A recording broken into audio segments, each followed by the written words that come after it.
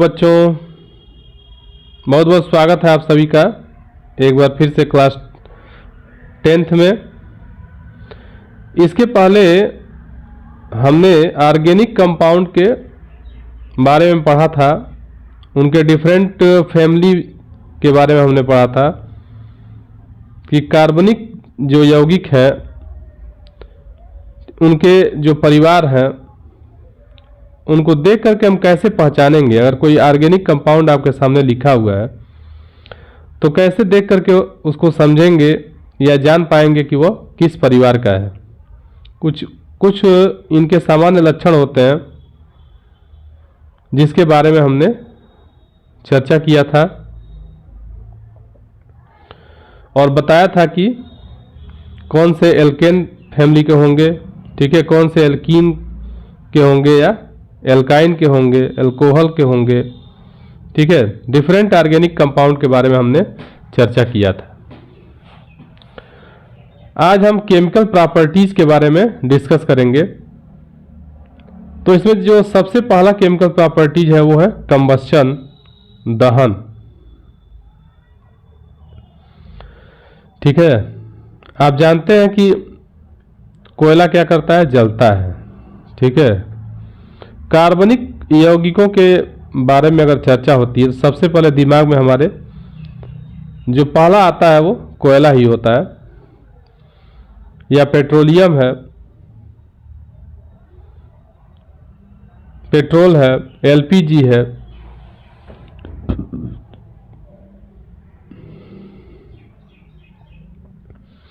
Carbon क्या करता है, ऑक्सीजन से रिएक्शन करता है और कार्बन डाइऑक्साइड का फॉर्मेशन करता है। अगर कंप्लीट कंबस्शन हो रहा है तो कार्बन डाइऑक्साइड बनाएगा और हीट प्लस साथ ही साथ लाइट भी उत्पन्न होगी।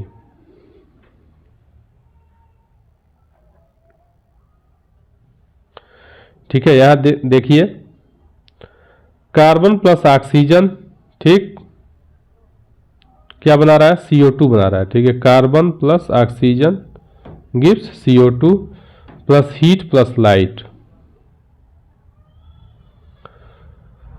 मुक्त रूप से अगर कार्बन हमारा है तो CH4 मेथेन, जिसको नेचुरल गैस के नाम से भी जानते हैं, ठीक है, उसका भी कंबस्शन हो रहा है तो क्या बना रहा है, कार्बन डाइऑक्साइड बन रहा है, ठीक है, वाटर बनता है, वेपर के रूप में निकल जाएगा, ठीक है, हीट और प्लस लाइट बनता है। साथ ही साथ देखिए यहाँ पे एथेनॉल है, ठीक। शराब जो होती है वो काफी ज्वलनशील होती है, ठीक।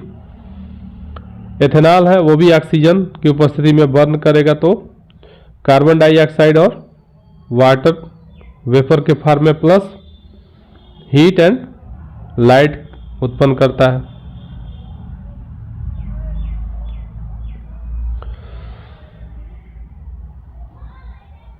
एलपीजी का नाम आपने सुना होगा, लिक्विफाइड पेट्रोलियम गैस, ठीक है। वो भी एक क्या है, कार्बनिक यौगिक है, ठीक है। ब्यूटेन होता है 98%। साथ ही साथ कुछ मात्रा में इथेन और ये भी जो हल्के गैस होते हैं, ठीक, जितने एल्केन परिवार के हैं, लेकिन 98% उसमें ब्यूटेन ही होता है। साथ ही कुछ मिक्स भी गैसें होती हैं, उसको कहते हैं लिक्विफाइड पेट्रोलियम गैस। वो भी क्या होती है, बहुत ज़्यादा ज्वलनशील होती है। तो ये सब क्या करती हैं, ऑक्सीजन की उपस्थिति में बर्न होती हैं, ठीक है। कार्बन डाइऑक्साइड का फॉर्मेशन करती है, साथ ही साथ कुछ वेपर के रूप में। अगर कंप्लीट कंबस्शन हो रहा है तो, अगर अपूर्ण दहन होगा तो कार्बन मोनोऑक्साइड उत्पन्न होगी, ठीक है, जो हमारे लिए क्या है, खतरनाक है। तो भरसक कोशिश करना चाहिए कि अगर देखिए कहीं ईंधन हम जला रहे हैं तो वहाँ पर्याप्त मात्रा में ऑक्सीजन होना चाहिए, ठीक है, नहीं तो वो सुलगने लगेगा और सुलगेगा तो साथ ही साथ खतरनाक और अस्थायी गैस निकलेगी, कार्बन मोनोऑक्साइड, जो हमारे लिए क्या है, ज़्यादा खतरनाक है। कार्बन डाइऑक्साइड अगर गैस निकल रही है तो उसको तो रिसाइक्लेबल है वो, ठीक है। जो प्लांट होते हैं वो कार्बन डाइऑक्साइड को ले करके फिर से उसको ऑक्सीजन में कन्वर्ट कर देते हैं। लेकिन कार्बन मोनोऑक्साइड नहीं सही है। कार्बन मोनोऑक्साइड एक जहरीली गैस है। हम अगर सांस लेते हैं तो ऑक्सीजन अगर ऑक्सीजन लेते हैं तो ऑक्सी हीमोग्लोबिन बनता है। अगर वही कार्बन मोनोऑक्साइड अगर सांस में अगर ले रहे हैं ज़्यादा मात्रा में तो कार्बोक्सी हीमोग्लोबिन बन जाएगा, जो हमारे लिए मौत का कारण भी बन सकती है। अगर गैस स्टोव अच्छे तरीके से जल रही है, ठीक, तो नीले लौ के साथ जलेगी और कंप्लीट कंबस्शन होगा और पर्याप्त मात्रा में हमको ऊष्मा प्राप्त होगी। लेकिन अगर समझ लीजिए कि अगर स्टोव बढ़िया से नहीं जल रहा है, ठीक, तो धुआं दे करके जल रहा है, तो समझ लीजिए कि कंप्लीट कंबस्शन नहीं हो रहा है और ईंधन जो हो रहा है वो बेकार जा रहा है, ठीक है, व्यर्थ हो रहा है। यहाँ देखिए लिखा हुआ है ईंधन क्या हो रहा है, व्यर्थ व्यय हो रहा है, पूरा कंबस्शन नहीं हो रहा है। तो आपका बर्तन जो है वो भी काला होगा, मेहनत भी ज़्यादा करना पड़ेगा, ठीक है, और आपका पूरा ईंधन जलेगा भी नहीं तो पैसा भी बर्बाद होगा। तो एक बार क्या करना चाहिए, स्टोव को सही कराना चाहिए, ठीक, देख लेना चाहिए कहीं न कहीं उसमें पर्याप्त मात्रा में हवा नहीं पास कर रहा है, एयर उसको नहीं मिल रहा है, इसलिए कंप्लीट कंबस्शन नहीं हो रहा है। अब कुछ और बातों को डिस्कस करते हैं, आगे बढ़ते हैं। क्यों जलते हुए पदार्थ ज्वाला उत्पन्न करते हैं अथवा नहीं करते हैं? आपने देखा होगा कोयला जो होता है वो एकदम रेड हॉट हो जाता है, ठीक है, ऊष्मा तो बहुत देता है लेकिन लौ नहीं उत्पन्न करता है, ठीक है। तो इसके पीछे रीजन ये है कि कोई भी चीज ज्वाला के साथ जलेगी अगर वो क्या है, वोलेटाइल है, ठीक है, यानी गैसी पदार्थों के रूप में अगर वो बाहर निकल रही है तब वो लौ के साथ जलेगी, अन्यथा वो लौ नहीं उत्पन्न करेगी, ठीक है।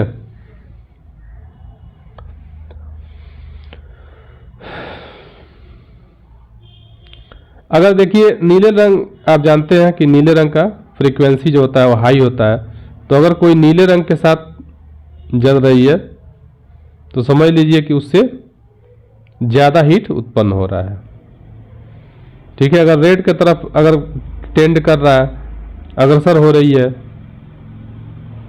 तो वहां पे हीट कम उत्पन्न हो रहा है।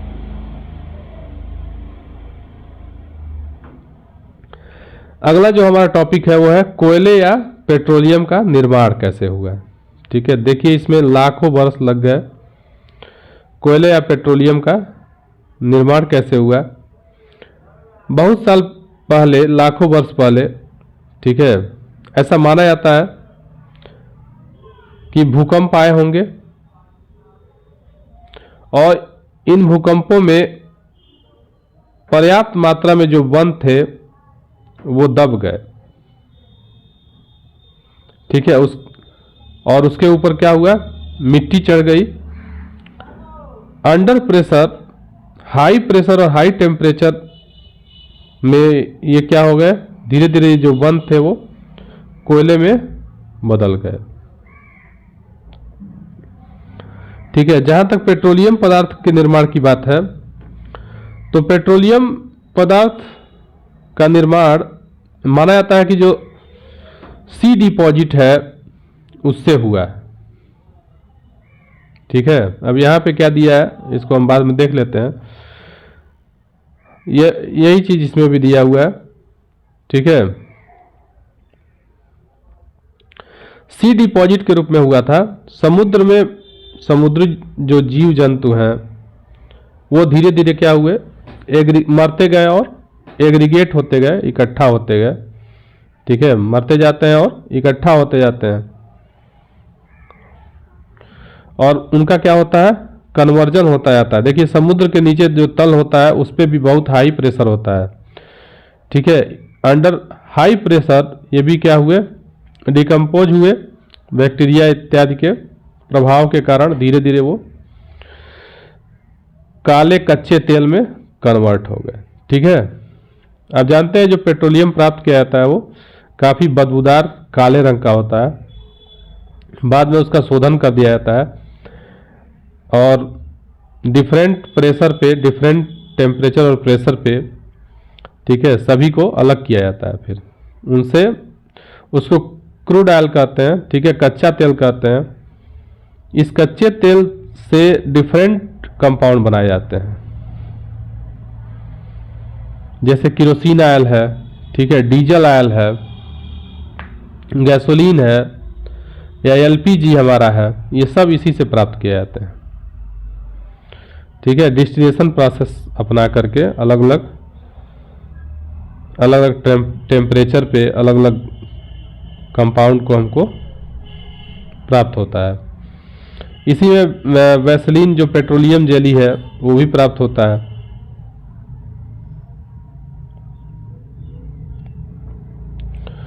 ठीक है, तो ये भी क्या है, एक फॉसिल्स हैं। ठीक है, फ्यूल है, फॉसिल फ्यूल्स हैं।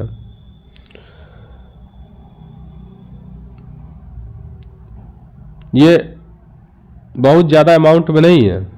ठीक है, इसलिए इनका बहुत ज़्यादा यूज नहीं करना चाहिए। ठीक है, ये पर्याप्त मात्रा इनकी है।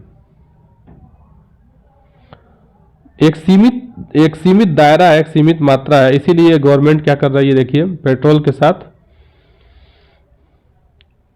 कुछ एल्कोहल को मिला करके उसमें भरा जा रहा है व्हीकल्स में, ताकि जैसे कुछ परसेंट एल्कोहल उसमें खर्च हो। ठीक है, पेट्रोल के साथ साथ कुछ एल्कोहल खर्च होगा तो हमारा पेट्रोल क्या होगा, बचेगा। क्योंकि एक समय ऐसा आएगा जब ये जितने फॉसिल्स फ्यूल हैं वो समाप्त हो जाएंगे। ठीक है, फिर हमको सोलर एनर्जी या इलेक्ट्रिक एनर्जी पे ही हमको डिपेंड रहना पड़ेगा। तो अभी से इस पर अगर ध्यान दिया जाए तो ज़्यादा बेहतर रहेगा हमारे लिए। तब तक इतना देख लीजिए। ठीक है, फिर आगे नेक्स्ट लेक्चर में देख लेते हैं। ज़्यादा नहीं बचा होगा अब।